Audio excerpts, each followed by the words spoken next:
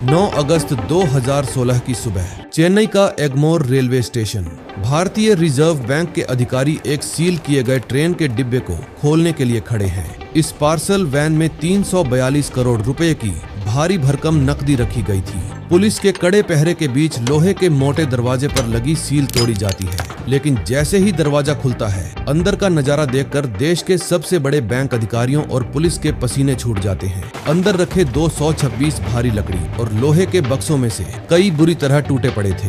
फर्श पर नोटों की कुछ गड्डियां बिखरी थी और सबसे खौफनाक चीज थी उस कोच की छत। ट्रेन की लोहे की मजबूत छत में लगभग 2 बाई 2 फुट का एक चौकोर छेद कटा हुआ था। आसमान की रोशनी उस छेद से सीधे कोच के अंदर आ रही थी। चलती ट्रेन से कड़ी सुरक्षा के बीच 5 करोड़ 75 लाख रुपए गायब हो चुके थे। पुलिस पूरी तरह सुन्न थी।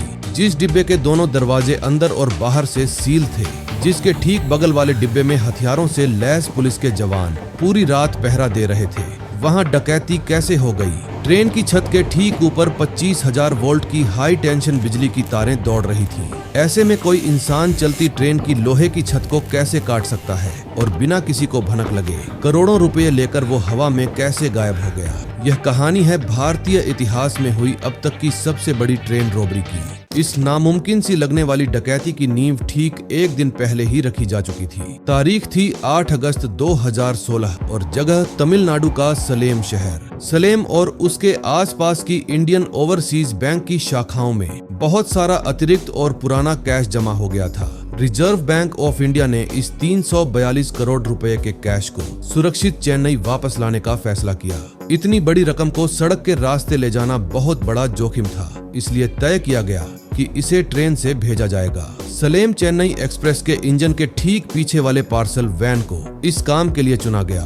226 बक्सों में नोट ठूस ठूस कर भरे गए। हर बक्से का वजन इतना था कि उसे उठाने के लिए कम से कम 2 से 3 लोगों की जरूरत थी। कैश लोड होने के बाद रेलवे और पुलिस के वरिष्ठ अधिकारियों की मौजूदगी में डिब्बे को सील कर दिया गया। सुरक्षा में कोई कमी न रहे, इसलिए इस पार्सल वैन के ठीक पीछे वाले डिब्बे में डिप्टी सुपरिटेंडेंट रैंक के एक अधिकारी के साथ 15 हथियारबंद पुलिस कर्मियों को तैनात किया गया। रात के करीब 9 बजे सलेम चेन्नई एक्सप्रेस स्टेशन से रवाना हुई। पुलिस कर्मी अपनी ड्यूटी पर मुस्तैद थे। ट्रेन अपनी सामान्य गति से अंधेरे को चीरती हुई आगे बढ़ रही थी। सलेम से चेन्नई का सफर करीब 350 किलोमीटर का था। रास्ते में पड़ने वाले स्टेशन वृद्धाचलम, विल्लुपुरम सब पीछे छूटते जा रहे थे। सुरक्षा गार्ड्स को लग रहा था कि वो एक अभेद्य किले की रखवाली कर रहे हैं। उन्हें जरा भी अंदाजा नहीं था कि उनके ठीक ऊपर ट्रेन की छत पर कुछ ऐसा हो रहा था जो भारतीय रेलवे के इतिहास में पहले कभी नहीं हुआ। अगली सुबह ट्रेन चेन्नई एगमोर पहुंची। सब कुछ सामान्य लग रहा था। बाहर से पार्सल वैन की सील बिल्कुल सुरक्षित थी।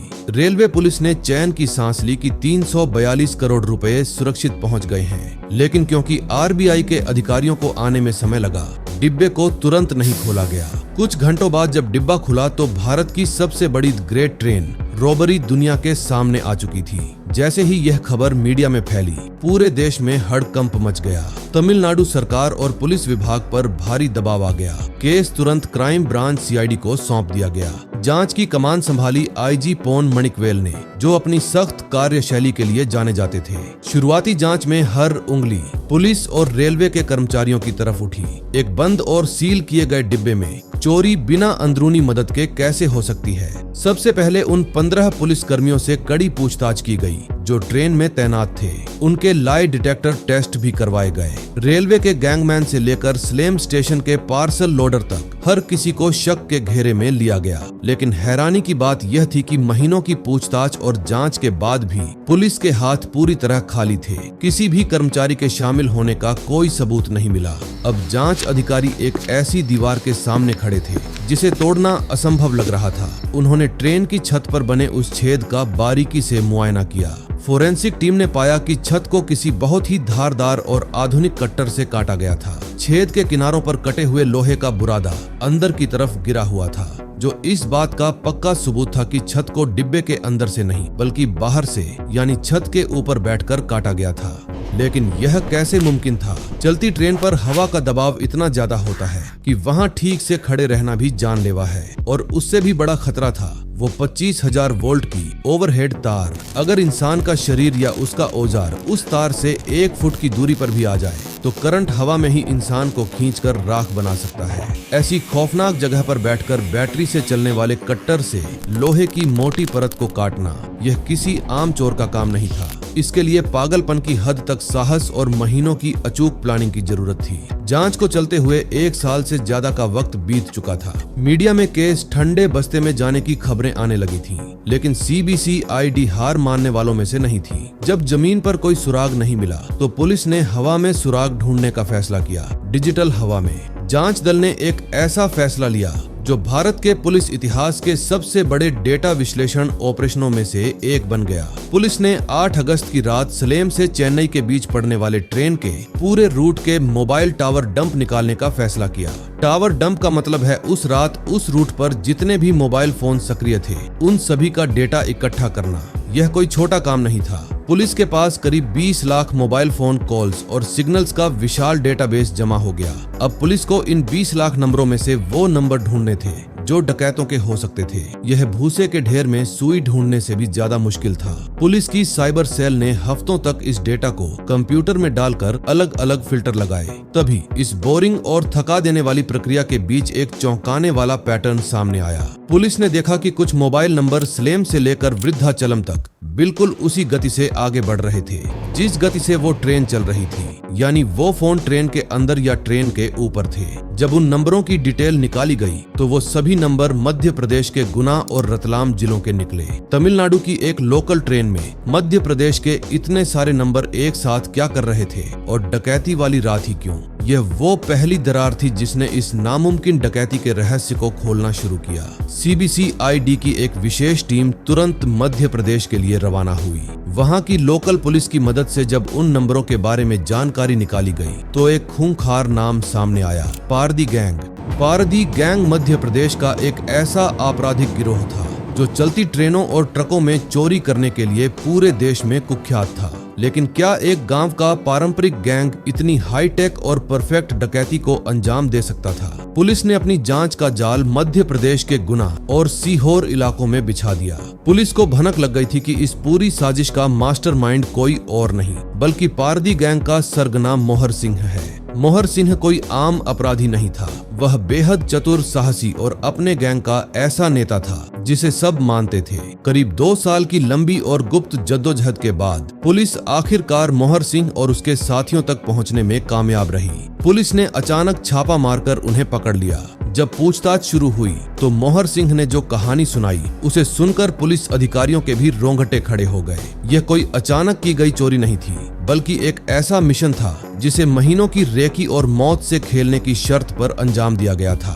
मोहर सिंह ने बताया कि उसे और उसके गैंग को अपने खबर देने वालों से जानकारी मिल गई थी कि सलेम से एक बड़ी रकम चेन्नई जाने वाली है। उन्होंने कई हफ्तों तक सलेम स्टेशन और उस ट्रेन के रूट की रेकी की। उन्होंने उस जगह की पहचान की जहां ट्रेन की गति सबसे कम होती है। 8 अगस्त 2016 की रात योजना के मुताबिक गैंग के कुछ सदस्य टिकट लेकर आम यात्रियों की तरह उसी सलेम चेन्नई एक्सप्रेस में सवार हो गए। पार्सल वैन के पीछे पुलिस थी, लेकिन गैंग को इसकी परवाह नहीं थी क्योंकि उनका रास्ता डिब्बे के अंदर से होकर नहीं जाता था। जैसे ही ट्रेन सलेम से आगे बढ़ी और एक अंधेरे सुनसान इलाके में आकर उसकी गति धीमी हुई, डिब्बे में बैठे गैंग के सदस्य बहुत ही फुर्ती से ट्रेन के दरवाजे से बाहर निकले और जान जोखिम में डालकर ट्रेन की छत पर चढ़ गए। यह रात का घुप अंधेरा था। ट्रेन रफ्तार पकड़ने लगी थी। ऊपर हवा का भारी दबाव था। मोहर सिंह के साथियों को पता था कि अगर वो जरा सा भी सीधे खड़े हुए तो 25,000 वोल्ट की तार उन्हें पल भर में राख कर देगी। इसीलिए वो पूरी तरह ट्रेन की ठंडी लोहे की छत पर लेट गए। अपने शरीर को बिल्कुल छपटा करके उन्होंने आगे खिसकना शुरू किया, ठीक उस पार्सल वैन की छत तक। अब उनके सामने सबसे बड़ी चुनौती थी छत को काटना। इसके लिए वो दिल्ली से खास तौर पर लाई गई बैटरी से चलने वाली कटर मशीनें अपने साथ लाए थे।